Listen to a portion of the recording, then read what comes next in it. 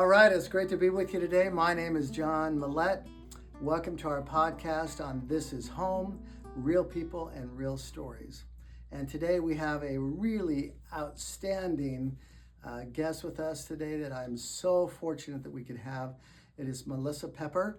Melissa, it is great. Thank you so much for being part of our podcast today. Thank you for having me. And I had just completed a transaction with you, and it was like amazing. I mean, when you were working with me and working with my team, it was like this agent really knows what she's doing. Thank you. And so we definitely wanted to have you with us on today's podcast.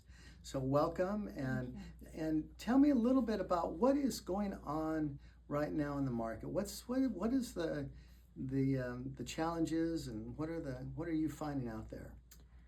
I think that people talk and put out so much negativity that nothing is happening in the market, and it's really busy. I know different areas of the country are very different. In our area, in the Conejo Valley, people are moving. Isn't that amazing? I had an agent that I talked to just the other day, and she said, yeah, it's really slow. It's like things have stopped. It's not. And I'm going, gee, it's not. It's not. I don't think that's the case, right? No. And so we have so much media influence, and the media influence is saying, I have never had this much negativity towards buying a home from the media. Right. Because either they say the rate's too high or you can't qualify, which is really crazy. In fact, the survey was done, Wells Fargo, not Wells Fargo, but the Wall Street Journal a little while back, came out with an article and said it's better to rent than it is to buy. And I'm going, wait a minute now. Yeah. And it talked about the fact that people couldn't qualify. I was in a seminar the other day, and the guy that was giving the presentation says, in our area it costs like $350,000 to qualify for a home.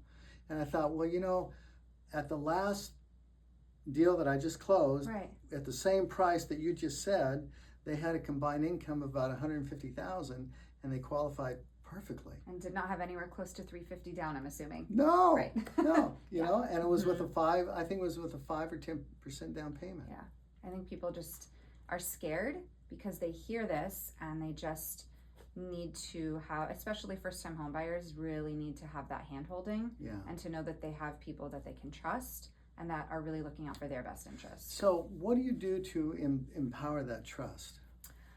People know that I'm available 24/7, which my children hate.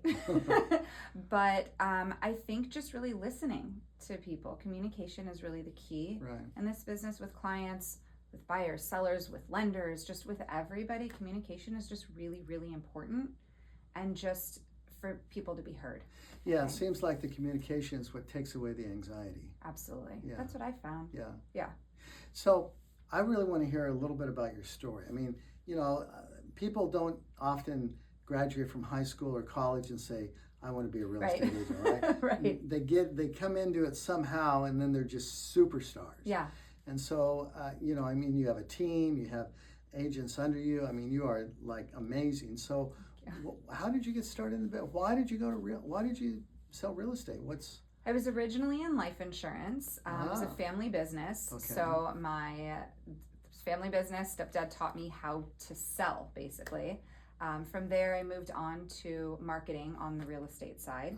And I did that for about 7-8 years. I've been in the area for 30 something years. I've lived here a long time, so I know a lot of people from being on the marketing side. I know a lot of agents, and I would partner agents with my friends and just people that I hear speaking about, this house, or I wish I knew this agent. Kind of team people up together. Yeah. And my best friend sat me down one day and said, you are basically being an agent without having your license. You need to go get your license. Wow. So I've got my license. Okay. Had my first deal in escrow within 2-3 weeks.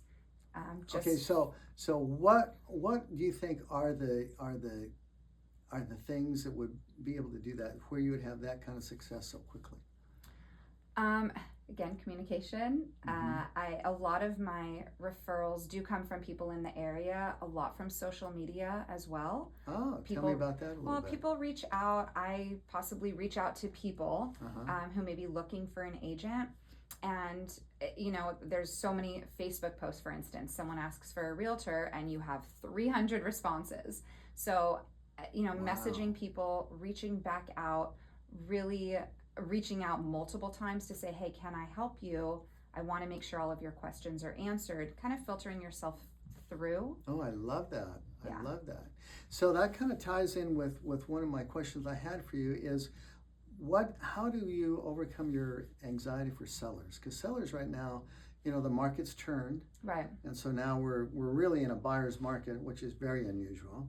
And so what do you do right now for sellers? What's going on with them?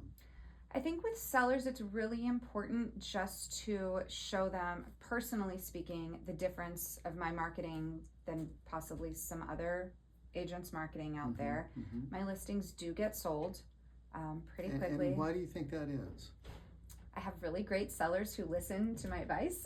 But I walk everybody through the process of, let's get this ready in your house. If it's vacant, let's get a stager in. If it's not vacant, we're still going to stage it as much as possible. Right. Knowing that, we can add some fresh towels or some fresh fruit, and let's move this furniture here, and let's just work together to make this as appealing as possible as we can. Right. A lot of sellers have a certain number in mind. Usually that number tends to be a little higher than I would want to go. And I let them know, I'd say the majority of the time, trust me, I'm going to get you your number. We just have to list it a little lower. Right. And every time, I think I have 4 listings in escrow right now, every single one said, I don't want to list that low. And I said, please just trust me. We're all in escrow above their number that they even wanted to be at. Wow. So because the majority of homes that are being listed right now, the sales price are actually lower. Right. I mean, it's like 98%. It's a huge percentage. Right. And I'm getting multiple offers above list prices. Wow. So that's amazing. Yeah. So as far as sellers go, what are some of the common fears and misconceptions that they have? That it's just going to sit, that I'm not going to get the price that I want. How am I going to pay for my next move? How are we going to do this? Do we have to have open houses every weekend? Are people going to be in and out of my house? So we try to just kind of calm all of those fears as much as possible. Right. Okay, all right. I understand that. And what do you think, is there, because we're into a new, like I talked to one of my clients the other day, and he was not as happy with his real estate agent because he was a little bit more old-fashioned. Yeah. Right? And so do you think that some of the things that are done today are a little bit outdated? Because obviously, you're a little bit different. I mean, you've got great business going, you've got social media. Do you think that maybe some of the things are a little bit outdated that other people are using? Possibly. I mean, I have at least a couple sellers a year who do come to me and say, I'm not happy with my current agent. Once that contract ends or once I cancel it, can I come to you? Right. Yes, I think so. I think a lot of people maybe see flyers of, my neighborhood expert who may have done 3 houses there in the last 20 years and just automatically go with that person without really doing the research. How many houses have they sold in the last year? What is their marketing? What makes them stand out more than other realtors? Right. And yes, I think traditional marketing with postcards, as much as we all love, sending out postcards to our neighborhood, maybe doesn't work as much anymore. So having a website for every single property, doing videos, doing floor plans, really big online and offline that's as well. Great. Yeah. Is kind of all part of it. Yeah, I could really see that. Okay, Yeah. That's cool. All right, so how do you bridge the communication gap? What do you do? And we've talked about that before. And what's the essence of what you're doing as far as when you work with a client, whether it's with your buyers or sellers, and especially when it comes to lenders? Yeah. Because I mean, lenders, it's a big deal on communicating with your lenders. So Right. tell me a little bit about how important that is, and how do you use that? What's your system for that? Usually when I connect a lender with a buyer, let's say, I usually send out 2. You're obviously one of my top that I refer. Thank you. We always want to make sure that the client is comfortable with the lender.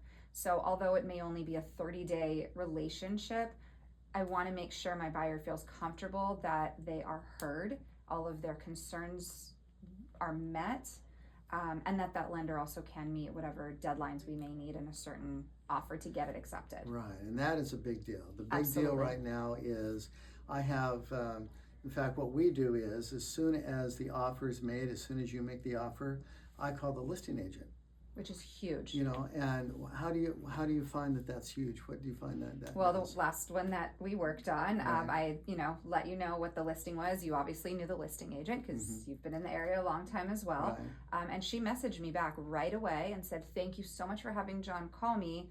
I trust John. I know your clients would be fantastic buyers for this house." Great. So I think having that and just being proactive really puts the listing agent and the sellers at ease a bit. Right. I think that really helps. I'm finding that a lot of times when I talk to the listing agent, they tell me things that they won't tell the agent for some reason. And you know, they'll ask questions like, well, you know, here's a 17-day loan contingency, can you shorten that up? Right. Or here's a 17-day appraisal continue, you know, whatever it might be.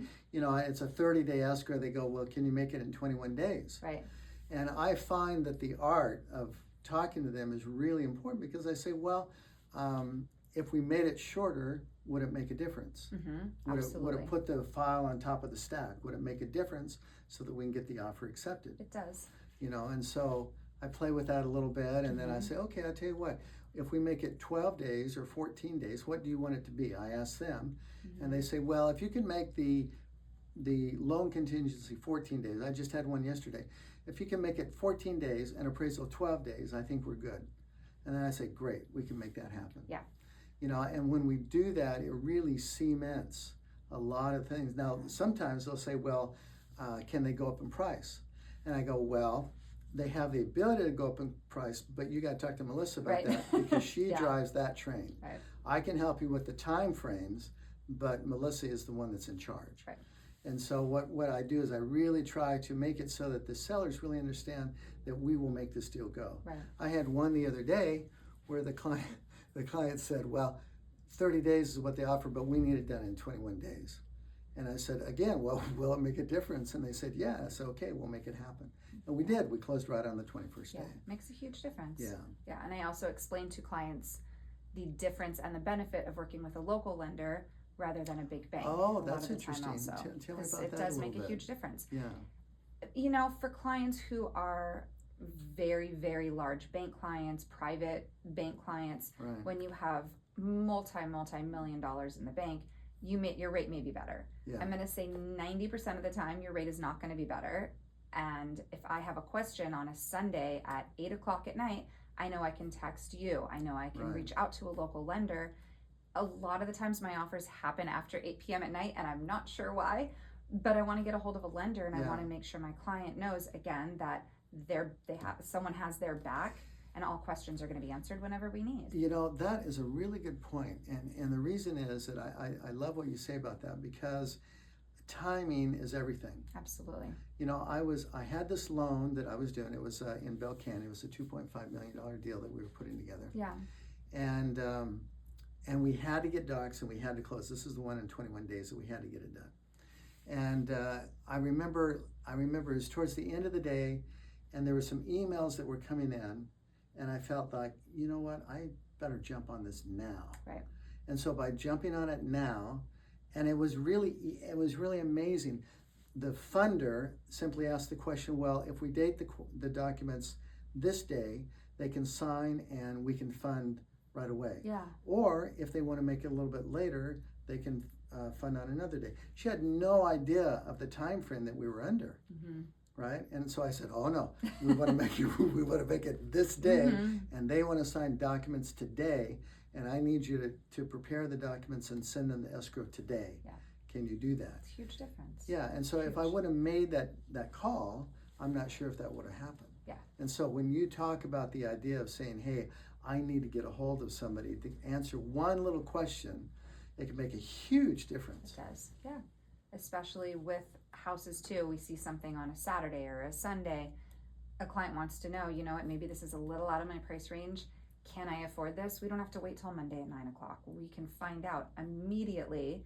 Say, hey, John, can you please help us with this? I thought we were at this dollar amount. If we bump it up, $50,000, is that going to throw us off that much? Right. So that and we do that really all the time. Yeah. I mean, weekend calls are par for the course. Yes. I mean, and I like it because nobody else does it. Right. So it's all I have to do is pick up the phone. Right. It's a team. It's a team. It's getting a real it team. done. That's right. Mm-hmm. So tell me a little bit about. Well, there was one other thing that came to my mind on the. What I really like about what you do with your clients when you talk about communication and transparency is that in our business we do a lot of transactions. Right. And it's really easy to get transaction oriented. Yes. Right? And when you do that, you lose sight of the fact that people are buying a home that'll be their biggest investment ever. You lose sight that this is where maybe their children will take their first steps. Mm-hmm. You lose sight that this is where the prom happens, where you lose sight that this is where life happens. That's why we call this podcast, This is Life. This is, the real stories that will happen. So how do you, and I like the way that you work with your clients because that helps them. Tell me a little bit about that. My clients and I become very close very quickly. I think a lot of my clients have children. I have children. A lot of my clients have grandkids. So I think a lot of us relate on the kid aspect of things, which is probably why a lot of my offers happen after 8 or 9 o'clock at night, because everybody has to get the kids to sleep and the spouses have to chat, partners have to chat, kind of get all of our ducks in a row with that. But again, it's all kind of the communication. We all know each other's lives. Everybody kind of winds up chatting about just life. And I tend to become close with a lot of my clients and families. The kids all know each other. Right, that's great. Yeah. That is really cool. And I think that you're able to do that because you do talk to people after 8 o'clock. Right. And it's not just transaction based, because I think many realtors do forget that it's not, yes, it's business. This is our career. It's how we pay the bills. But at the same time, you are handling the biggest purchase someone is ever going to make in their entire life. Whether it's their first house, their 10th house, it doesn't matter. And I think a lot of people lose track of that. Yeah, I can see that. Yeah. Okay, so tell me a little bit about strategies here. Okay. Tell me a little bit about, let's talk about pre-listing. Yes. When you go out for the listing, what kind of strategies do you use to, I know you're with Sotheby's, they're a great company. Great company. Very happy to be there. Yeah, and what do you like about Sotheby's? Our broker's amazing. Our marketing is incredible. Annette Berger, she's incredible. She's been my broker. I've been at Sotheby's for over 5 years now, so love it.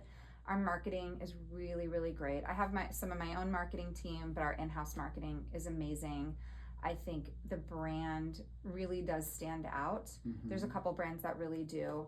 It's just classy. It's just a well-known name. Right. A lot of clients are surprised to hear that I work rentals and leases also, because people hear the name Sotheby's, which is usually associated with just luxury properties. Right. I do everything. I have a team that helps me with my leases, but I think just the name itself has a lot behind it. Yeah. I mean, because you work with a lot of first-time home buyers. I do a lot of first-time home buyers. And you do a lot of listings, and so what are some of the conversations or communications or some of the education that you give to your sellers and buyers? Pre-listing, a lot of people want to see comps. Comps is a big thing. And I tell people going into it, this is just a number. Have you done any upgrades to your house? What condition is the house in?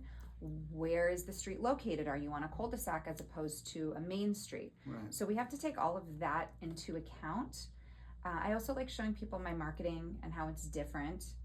And that, again, tell me a little bit about that. What's the difference? A lot of online and offline marketing I do. I think floor plans are very, very important, especially with somebody maybe for a house that is not vacant, that is either seller occupied or occupied by a tenant still. Mm-hmm. I don't want to put my seller or the person living there out of their way if a buyer up front can look at a floor plan and say, you know what, that floor plan's not going to work because I need one bedroom here and I need 2 bedrooms here. Very interesting. Yeah, especially with kids. A lot of people need bedrooms in certain places. Wow, I love that. So you start out by saying, this is what the floor plan looks like in the house. Will this work before we even go look at it? Right. So on the buyer and seller side. So Yeah. I really like including that. And it's, I mean, for me, basic. I've always been doing it. A lot of realtors don't. Something like that I think is really important. I'll walk through. I will say, let's, if we can refer you to any tradesman that you need. Let's maybe just, if we paint this door, this will make a huge difference. Or let's clean up, although, the countertop may be cute as it is, let's clean it up. Right. I have some amazing stagers I've been working with lately, and they are in and out, in a couple hours for an entire house, and it makes a huge, huge difference. What kind of difference does that make? Well, I have a couple that are listed right now that were previously listed. They were not staged. They were priced a bit higher. We priced lower, came in and staged, and now they're in escrow. Wow. So, it's a lot of people see just up front the cost of staging makes a huge difference. Huge difference. I think it's something like 80-85% of the houses that are staged will sell faster than those that aren't. And also that's at a higher price as well. It is at a higher price because people it's a fresh look. It's as a buyer can walk in and say, you know what, I can see myself here. And you know what, maybe I wouldn't put that couch there, maybe I'd put it there, but they can at least see it. It's easier seeing something in front of you tangible that you can actually touch, and for a buyer to actually picture themselves living in a home. Yeah. Okay, so let's do a little bit of a case study on our last loan that we did together. Yes. Tell me a little bit about how that unfolded. I met the buyers who came in at an open house that I was selling for a different house. They came in, they met me. They had heard about me from mutual friends, and I know they were interviewing quite a few realtors. Right. But they let me know kind of what they're looking for. He's from the area, she's not. They're looking to come back because everybody comes back to the area. Sooner or later, everybody comes back. And they said they're going to interview a few realtors, and they'd let me know. Followed up with them that day. They let me know probably about an hour later. So we're going to work with you. We want to look at. What do you think made the difference? I think, I don't know if I don't know. I don't know if they spoke with other realtors. I don't know if they just knew that they would really be taken care of with me, that I really do know the area. Probably they looked at my past sales, I'm assuming. And I think I was just really on top of it. Every time they called, because we had been in contact for a while, for a couple of weeks prior. The wife had actually been reaching out to me on social media. That's Hannah. Yes, so she reached out to me. And so I think it's just communication and just relating to people. And they let me know there was a house they previously looked at. They wanted to know if they called me back on a Friday. They wanted to know if I could see a house that they were interested in. They saw it in person once. They wanted to know if maybe I could do a video walkthrough. I called them back within 5 minutes. I have a FaceTime walkthrough set up for you because they're out of the area. Be here. I'm going to call you this day, this time. This happened to be the following day. Yeah.